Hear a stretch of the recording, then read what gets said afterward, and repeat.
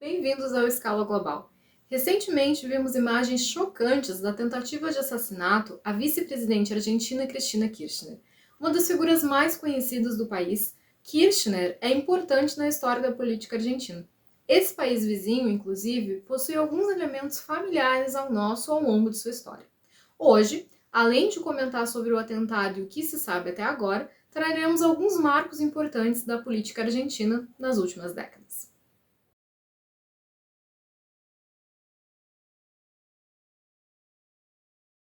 Juan Domingo Perón foi eleito presidente da Argentina em 1946.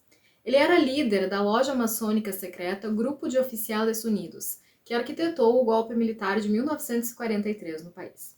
Nos 3 anos que antecederam sua eleição, atuou como secretário do Trabalho e Segurança Social, onde tomou uma série de medidas como a obtenção de acordos favoráveis para os trabalhadores, programas de férias, aposentadoria e indenizações, o que lhe concedeu forte apoio entre as camadas populares. Também foi ministro da Guerra e vice-presidente.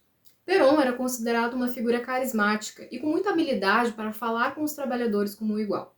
Sua esposa, Eva Duarte de Perón, conhecida popularmente como Evita, foi uma figura fundamental em sua trajetória política. Juntos tinham um enorme apelo entre os descamisados, os trabalhadores pouco favorecidos. Além da origem humilde de Evita, o uso da sua influência para aplicar medidas favoráveis aos trabalhadores mais pobres rendeu-lhe um status de ídolo entre essa camada da população. O peronismo, nome como ficou conhecido o Movimento Nacional Justicialista, posteriormente Partido Justicialista, segue o pensamento de Perón, que podem ser obtidos em diversos de seus escritos, como La Comunidad Organizada, Conducción Política e Modelo Argentino para um Projeto Nacional. Baseia-se principalmente na proteção dos direitos trabalhistas e no papel central do trabalhador na economia. Sua influência se mantém forte na Argentina até os dias atuais. Perón consegue a reeleição em 1951, mas a morte de Evita em 1952 enfraquece seu governo. É deposto em 55 por um golpe, porém consegue retornar ao poder em 1973. No entanto, falece no ano seguinte, deixando como sucessora a vice-presidente Isabelita Perón, sua terceira esposa.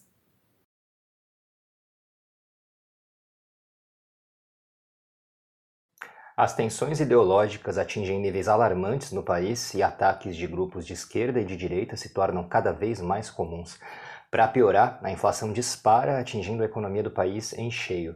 Nesse contexto, em 1976, as Forças Armadas tomam o poder quando começa um período de terror e perseguição que marcaria a Argentina durante décadas. Na chamada Guerra Suja, as Forças Armadas assassinam milhares de pessoas suspeitas ou acusadas de terem qualquer simpatia pela esquerda. Embora haja controvérsias em relação à quantidade exata de desaparecidos durante a ditadura na Argentina, as organizações de direitos humanos costumam colocar o número em 30 mil pessoas. O terror de Estado foi possível, assim como foi em outras ditaduras da América Latina, graças ao apoio norte-americano que, em um mundo de Guerra Fria, dava suporte a governos que fossem anti-esquerda e, possivelmente, também anti-soviéticos. Até hoje, o trauma do terror de Estado na Argentina é uma das grandes chagas da memória do país.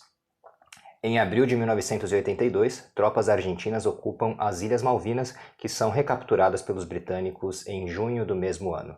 Logo no ano seguinte, a junta militar não consegue recuperar sua popularidade após a derrota para o Reino Unido e, já desgastada, anuncia o retorno da democracia.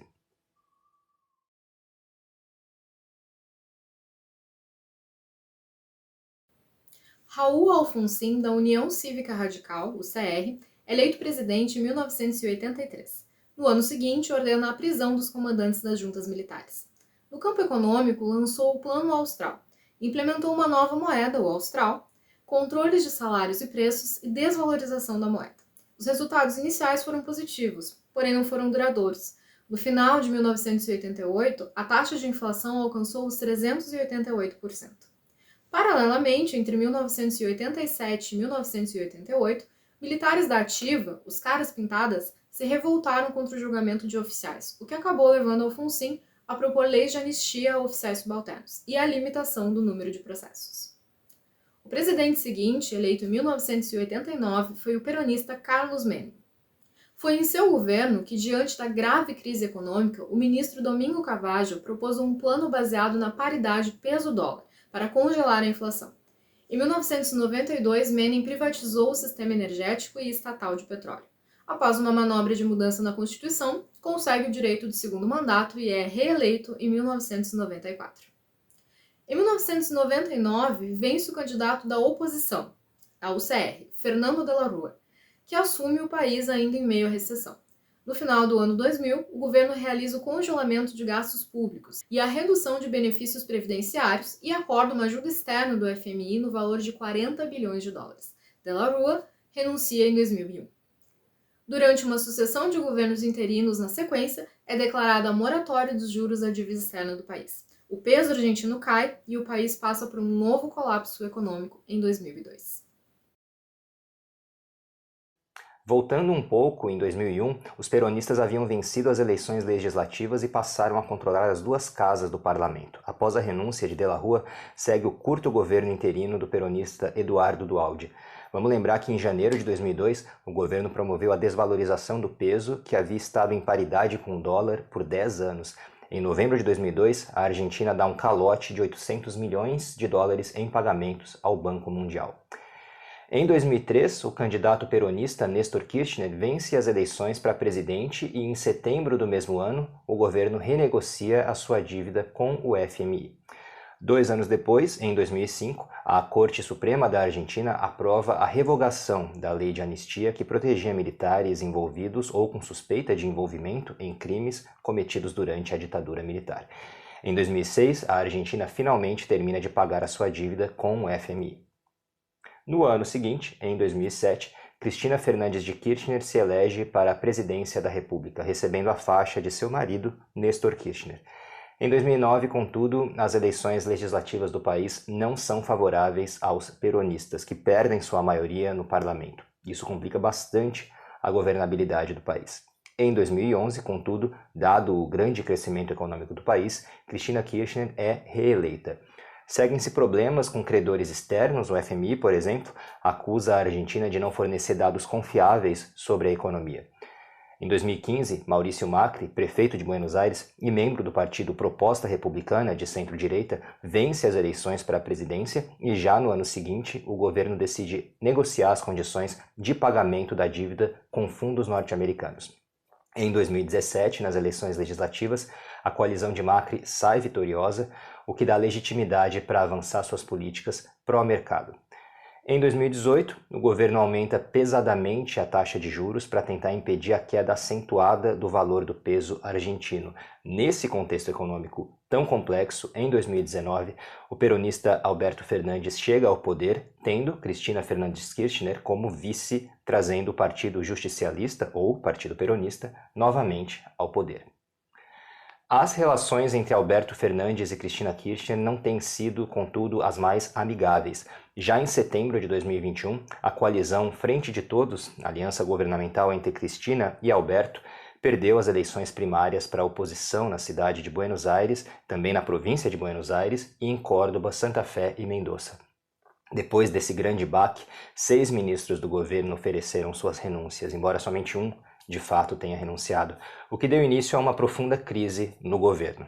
A vice-presidente Cristina Kirchner publicou uma carta aberta após a derrota da coalizão nas eleições primárias e afirmou que não havia sido escutada pelo presidente Alberto Fernandes no tocante a fraquezas em diversas áreas do governo.